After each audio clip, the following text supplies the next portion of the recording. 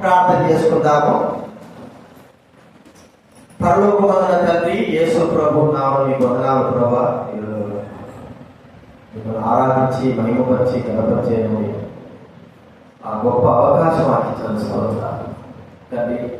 కీర్తనను బట్టి మిమ్మల్ని స్తుతించిన మహిమపరిచాం. దైవ వాక్యానుసారంగా కూడా మేము మిమ్మల్ని ఆరాధించి గణపరిచి మహిమపరచడానికి సహాయం రావాలి. త్వరగా రావాలి అనుకున్నవారు తండ్రి, భయభక్తులు కలిగిన వారిని నడిపించండి. భయం లేకోకుండా తమ ఇష్టానుసారంగా దేవుని సన్నిధి లేకోకుండా వెళ్ళిన వారిని జ్ఞాపకం చేసి రక్షించండి, క్షమించండి. ప్రభా బుద్ధి చెప్పండి, నడిపించండి. నాకు తెలుసు మీ స్వరంలో పెంప చేయవలసింది. వచ్చిన వారి బట్టి స్తోత్రాలు, స్కూల్ పిల్లలు కూడా నడిపించవలసిన ప్లీజ్ చేస్తున్నాము, ప్రార్థించి వేడుచున్నాము తండ్రి. లూకా రాసినటువంటి సువార్త 15వ మనము ఈ వాక్యంలో ప్రవేశిస్తున్నాము. లూకా రాసిన సువార్త 15వ అధ్యాయము 20వ వచనం మనందరం కలిసి చదువుతున్నాం. లూకా రాసిన సువార్త 15వ అధ్యాయము 20వ వచనం మనందరం కలిసి చదువుతున్నాం.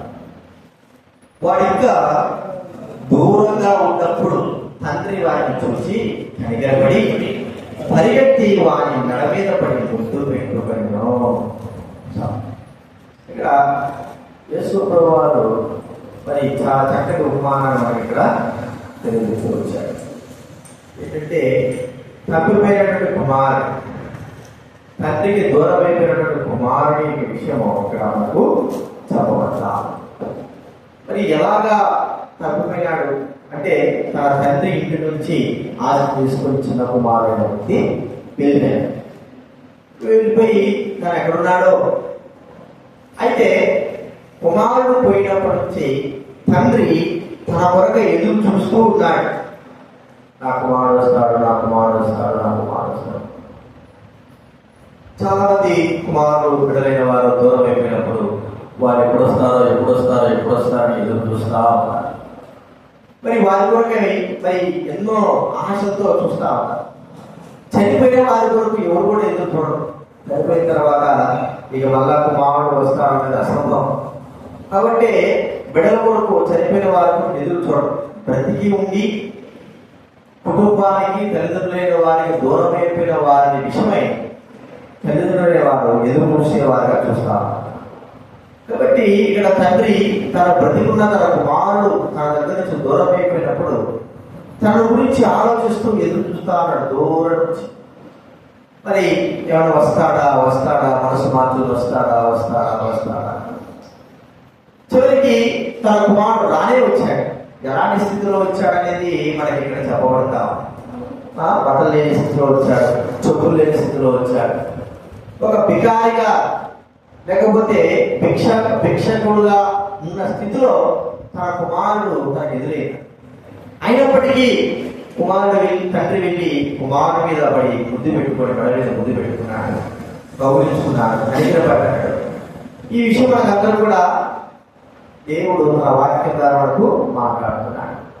మరి భూలోక సంబంధమైన తండ్రి అలాంటి ప్రేమ, దయ, జాలి, కరుణ ఇవన్నీ కూడా చూపించగలిగిన మరి భూలోక తండ్రులు ఉన్నప్పుడు పర సంబంధమైన తండ్రి ఇంకెంత గొప్పవాడు అనేది మనం ఒకసారి గుర్తించుకోవాలి. ఎంత గొప్పవాడు అంటే మరి భూలోకమైన తల్లిదండ్రులు లేని వారు మరి వారు కొన్నిసార్లు ఒకరో ఇద్దరో లేకపోతే 100% మాత్రమే మంచివారుగా ఉండవచ్చు.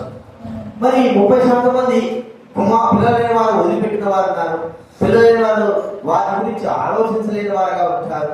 వారి గురించి ఎటువంటి జాలి కూడా దయ కూడా ఆలోచన లేకుండా జీవించిన వారు తల్లిదండ్రులైన వారు ఎంతో మంది ఉన్నారు. అయితే పరలోకం తండ్రి అలాంటి వాడు కాదు. ఆయన ఎంత గొప్పవాడు అనేది మనం చూస్తే మన విషయమై ఆయనకున్నటువంటి ఆ గొప్ప ఆశ ఏమిటి, మన విషయమే ఆయన ఎదురు చూపు ఏమిటి, ఆయనకు మన విషయమే ఆయన కలిగి ఉన్నది ఏమి కలిగి ఉన్నాడు అని మనం గుర్తిస్తే పరలోకపు తండ్రి మన విషయమై అత్యధికమైన ప్రేమ కలిగిన వాడే ఉన్నాడు. చూడండి, మనం చూస్తే ఈ మాట మనకు తెలిసిన విషయాలే. యిర్మీయా గ్రంథం 31వ అధ్యాయం మనకు తెలిసిన మాటలే. యిర్మీయా గ్రంథం 31వ అధ్యాయం 3వ వచనం దయచేసి చదవగలరా?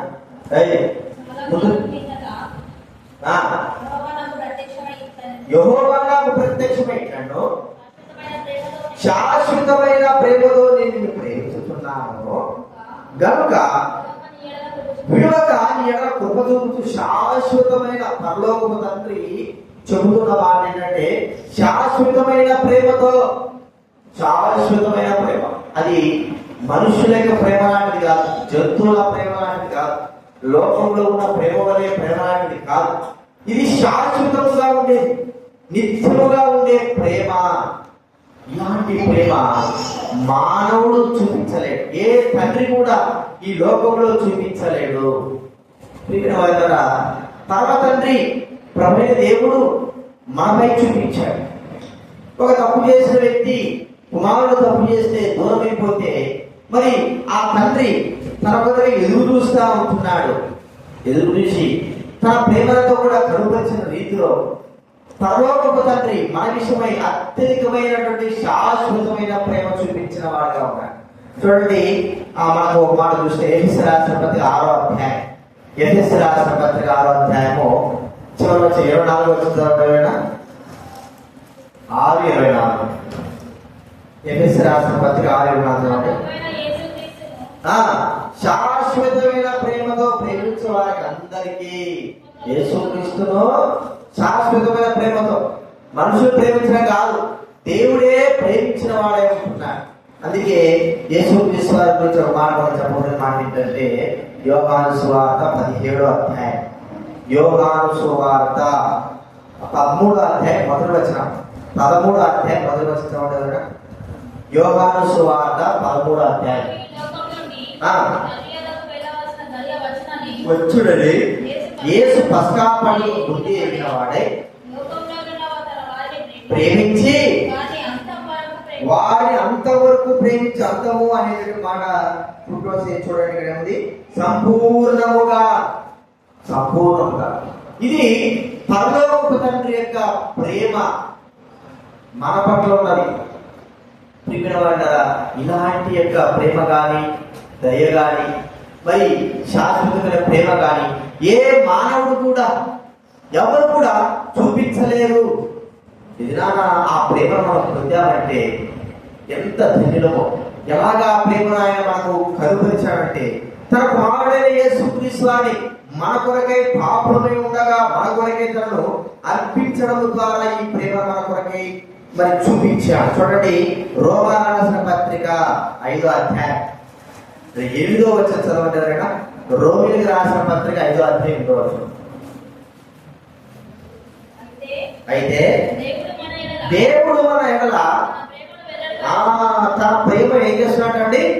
ప్రకటన చేస్తున్నాడు. ఏమంటే ఎట్లనగా చదవండి, మన ఇంకా పాపులమై ఉండగానే క్రీస్తు కూడా చెప్పాడంటే దేవుడు మన తన ప్రేమను అత్యధికమైన ప్రేమను వెల్లడిపరుస్తున్నాడు. ఈ ప్రేమ ఎలాగైనా మనకు చూపిస్తున్నాడు.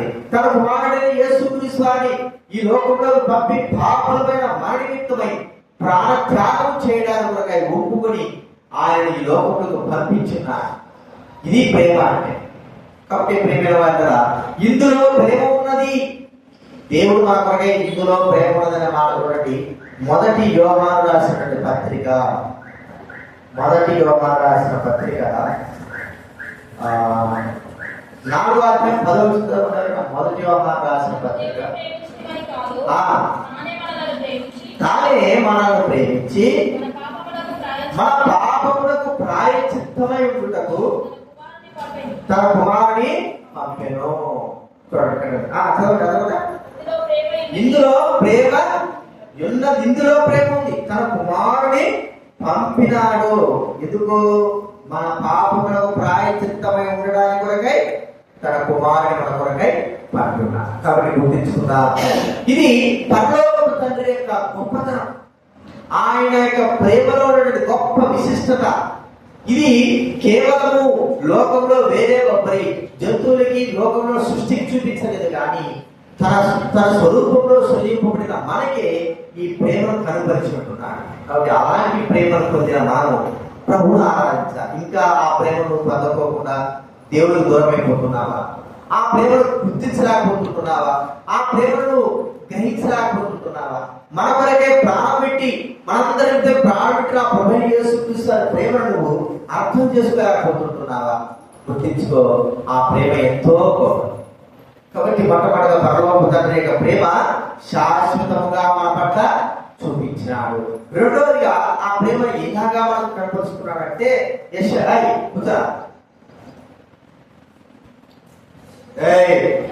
కూర్చో. మనం చూస్తే యెషయా గ్రంథం 46వ అధ్యాయం, యెషయా గ్రంథం 46వ అధ్యాయం 4వ వచనం దయచేసి చదవండి.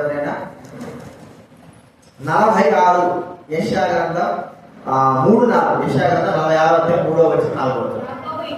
బైబిల్ మధ్యలో 609.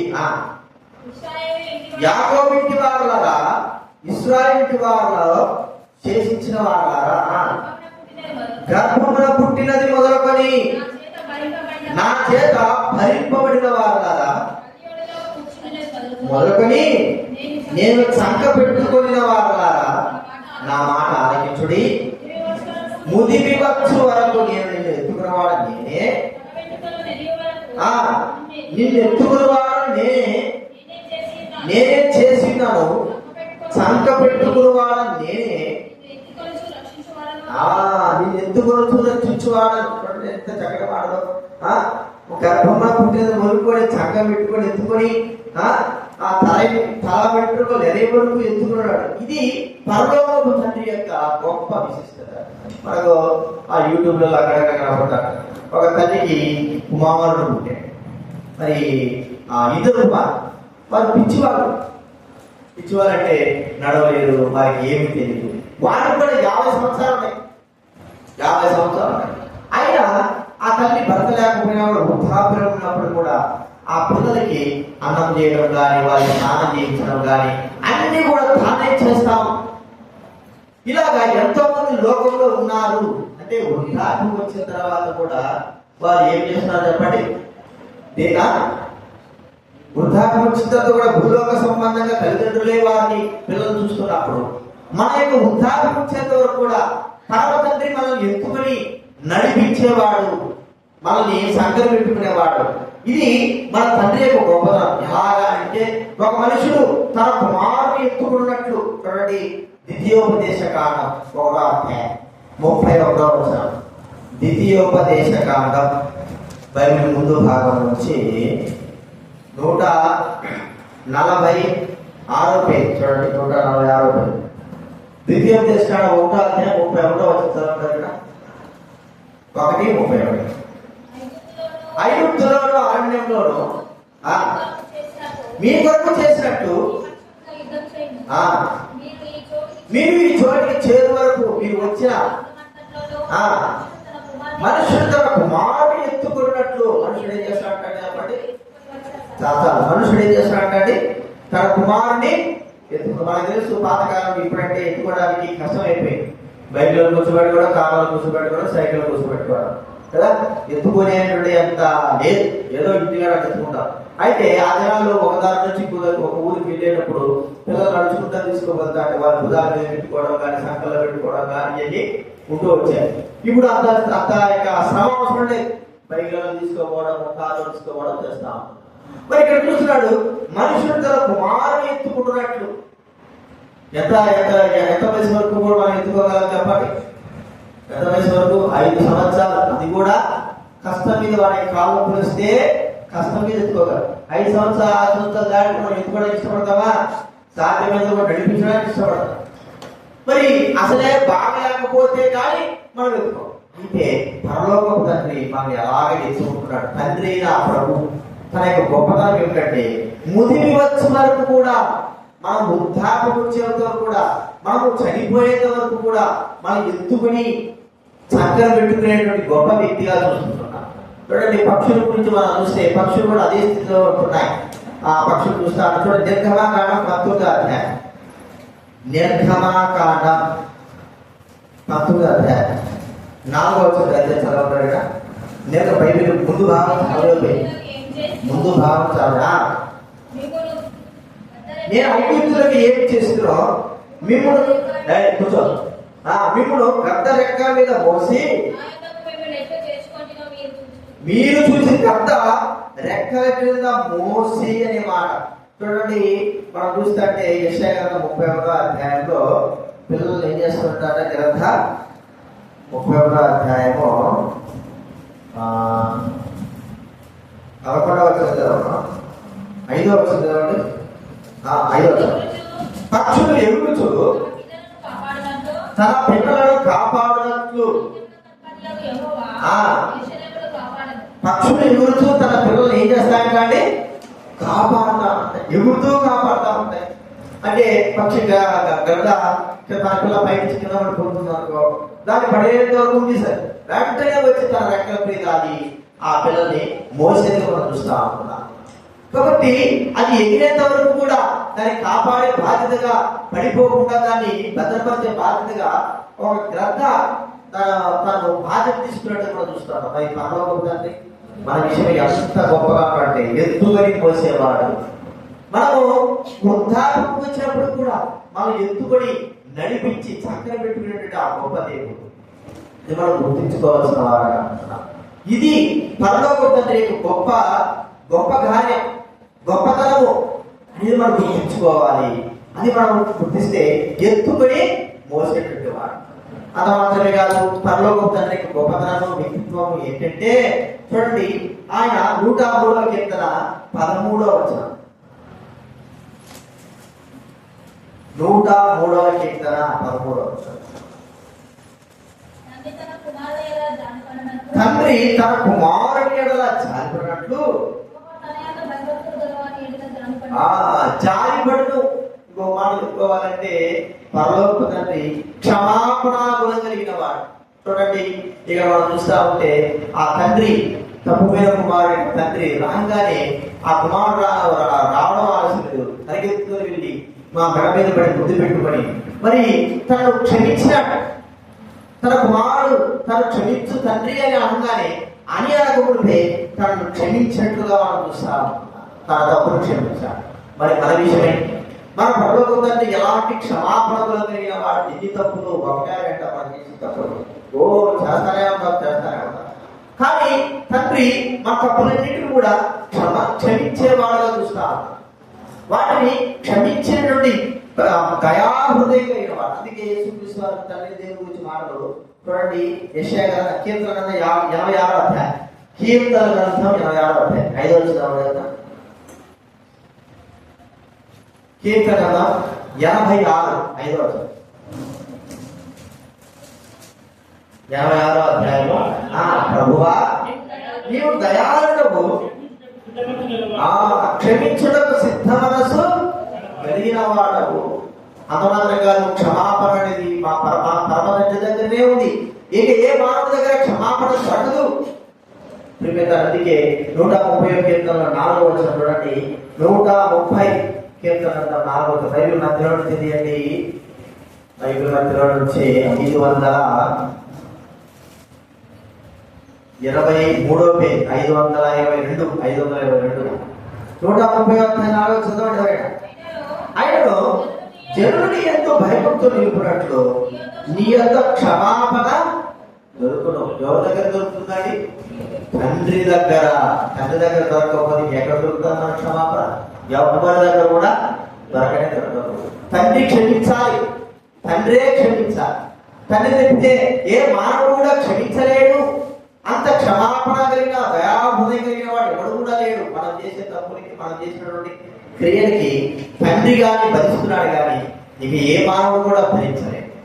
తండ్రి కాబట్టి ఆయన భరించి మన తప్పులన్నిటి కూడా క్షమించాడు. అందుకే ప్రభువైన యేసుక్రీస్తు వారిపై మన తప్పులన్నింటినీ కూడా, మన పాపములన్నింటినీ కూడా, మన అపరాధాలన్నింటినీ కూడా మోపినాడు కూడా చూసుకుంటున్నాం. చూడండి, మొదటి పేతురు రాసిన పత్రిక 2వ అధ్యాయం 24వ వచనం. మొదటి పేతురు రాసిన పత్రిక 2వ అధ్యాయం 24వ వచనం. మొదటి పేతురు రాసిన 2:24 చనిపోయి నీతి విషయమై జీవించినట్లు ఆయన తానే తన శరీరమందు మన పాపములను ఎక్కడ పోసుకున్నాడు చెప్పండి? మ్రాణ మీద పోసుకున్నాడు. నేను నీ పాపాన్ని జ్ఞాపకం చేసుకుని క్షమిస్తున్నాను. ఎంతటి దయాభూమి కలిగిన వాడు.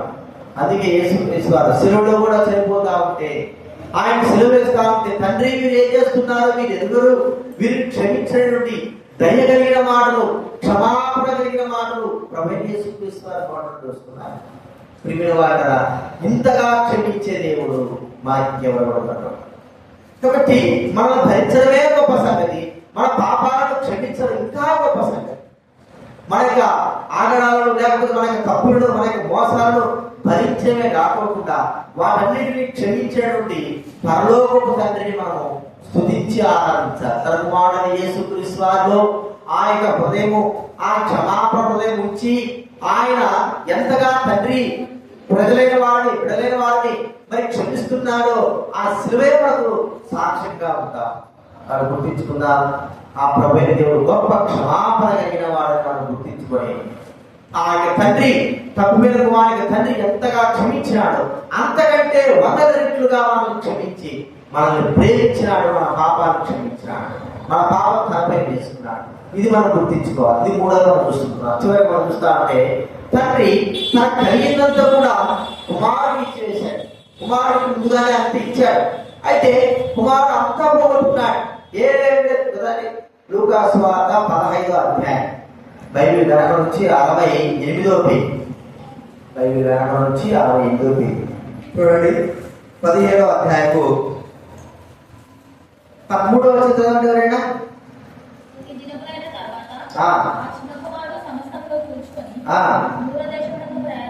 దూరదేశం ప్రయాణమైపోయి దుర్వ్యాపారం వల్ల 12వ వచనం చూడండి. తండ్రి ఆస్తిలో నాకు బాగా ఉన్నది తండ్రి అడగగా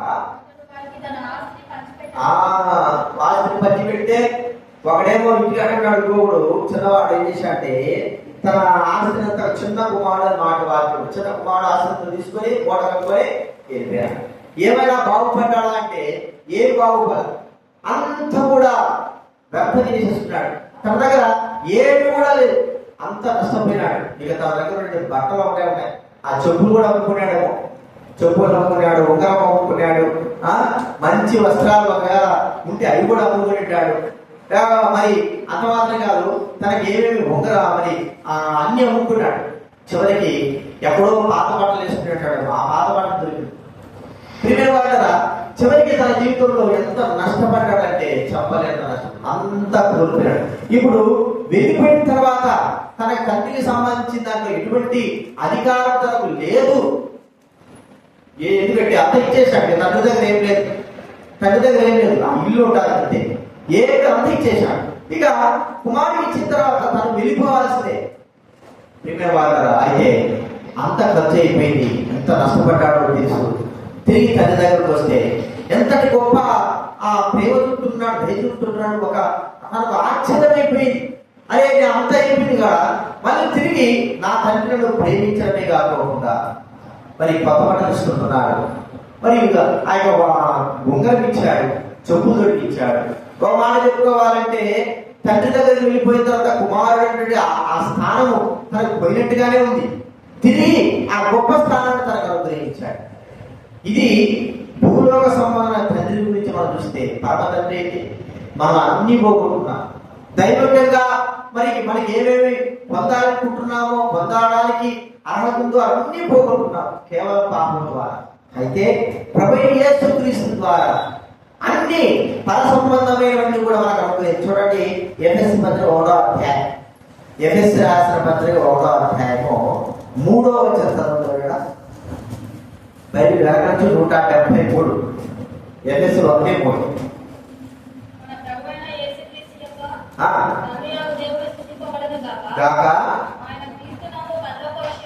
ఆయన క్రీస్తునందు పరలోక విషయములలో ఆత్మ సంబంధమైన ప్రతి ఆశీర్వాదమును మనకు అనుగ్రహించు. ఆత్మ సంబంధమైన ప్రతి ఆశీర్వాదము. కాబట్టి ప్రియమైన వాళ్ళ ఆత్మ సంబంధం అంటే తండ్రి కలిగి ప్రభువైన యేసుక్రీస్తు అంటాడు, తండ్రివన్నీ నావే కదండి. యోహాను సువార్త 17వ అధ్యాయం, యోహాను సువార్త 17వ అధ్యాయం 10వ వచనం. యోహాను సువార్త 17వ అధ్యాయం 10వ వచనం.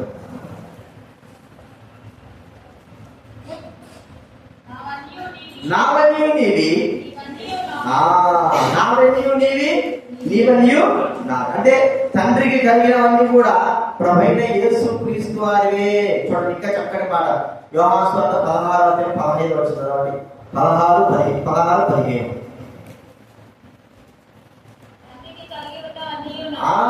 తండ్రికి కలిగి ఉన్నవన్నీ నావి.